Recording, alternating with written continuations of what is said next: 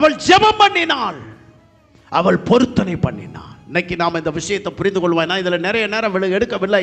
நான் ஒரே வார்த்தையில் சொல்வேன், அவள் எழுந்திருந்தா, அவள் ஜெபம் பண்ணினா, அவள் பொருத்தனை பண்ணினா. சொல்லுங்களேன், அவள் எழுந்திருந்தா, அவள் ஜெபம் பண்ணினா, அவள் பொருத்தனை பண்ணினாள். பிரைஸ் காட், அல்லேலூயா.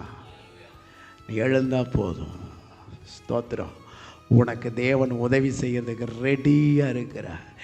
நீ எழுந்திருக்காத வரைக்கும் உன் வாழ்க்கையில் அற்புதம் இல்லை.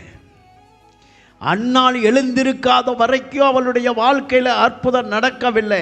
தினம் கண்ணீர், வேதனை, துக்கம், துன்பம் இதே தொடர்ந்து வந்துச்சு. வருஷம் இந்த அவமானம், இந்த ஏளனமே தான் இவளுக்கு, இந்த நிந்தை இதுதான் தொடர்ந்து வந்துகிட்டே இருந்துச்சு. இவ எழுந்திருந்தா தேவன் அற்புதம் செய்ய ஆரம்பித்தா.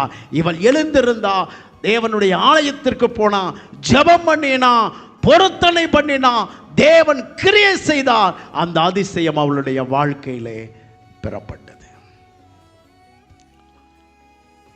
அல்லேலூயா. நாம விழுந்து அடங்க கூடாது. சொல்லுங்க, பக்கத்தில் இருக்கவங்களை பார்த்து சொல்லுங்க, நாம விழுந்து கிடக்க கூடாது. அல்லேலூயா.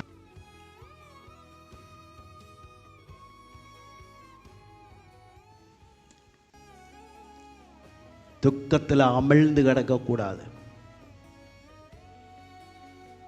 சில மனுஷர்கள் பேசிட்டவுடனே அந்த பேச்சையே பார்த்து நிறைய பேர் அதையே பார்த்து வெக்ஸாகி போயிடுவாங்க. நீ வீழ்ந்து கிடக்க வேண்டியவன் அல்ல, நீ எழுந்திருக்க வேண்டியவன்.